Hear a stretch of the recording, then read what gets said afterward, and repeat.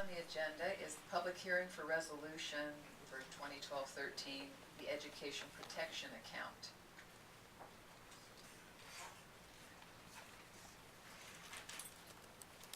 And is there a no? Okay. So this is put forward by Mr. Richards, and this is a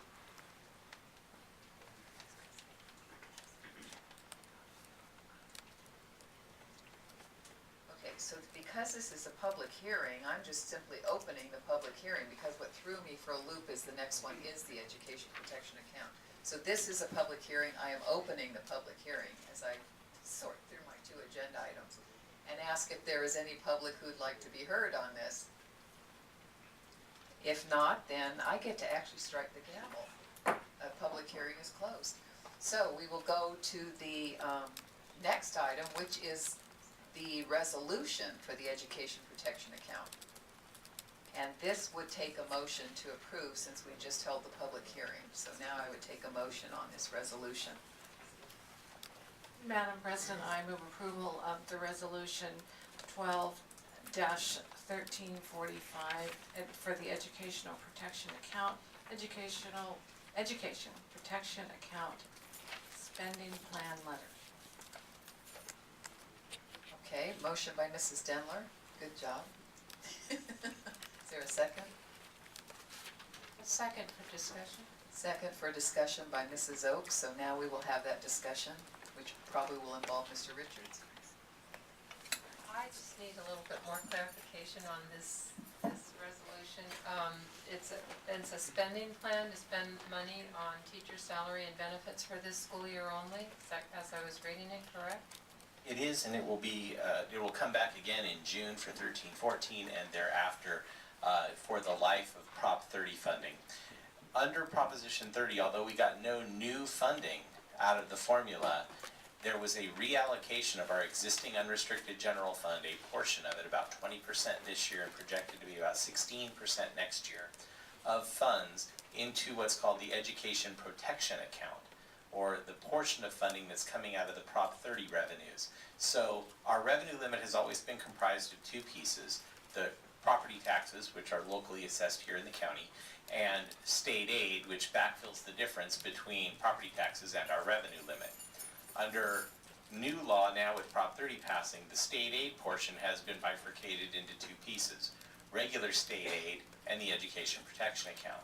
Part of the rules with the education protection account were that we have to adopt a resolution on how we're going to spend it and then post at the end of the year the actual expenditures. And so what's being proposed here is that we do similarly to what we do with unrestricted lottery, is that we will take a portion of certificated teacher salaries and shift it along with the revenue from Resource 0, which is the unrestricted general fund, to Resource 1400.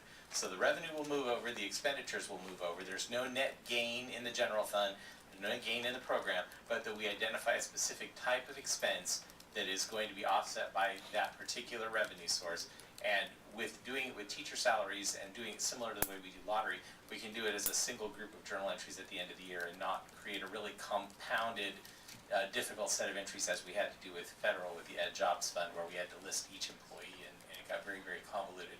We'll just be able to do this with a series of journal entries at the end of the year to close it out, because it really is just part of the unrestricted general fund that's now coming with some special tags on it that we identify specifically that it's not management salaries or administrative salaries. It's got to be something else.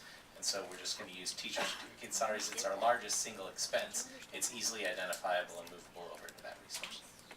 And so you'll do this once a year for the life of this? That is correct. And we will normally do it at budget adoption, but because Proposition 30 passed in the middle of the school year, we just have to adopt it prior to the end of the year for the current year.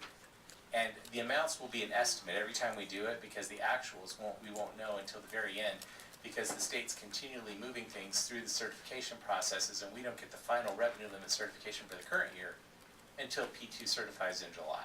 So the year's already over before we get the final reallocation. So this is just the budgeted amount. Any other questions? We will move to a vote on this resolution.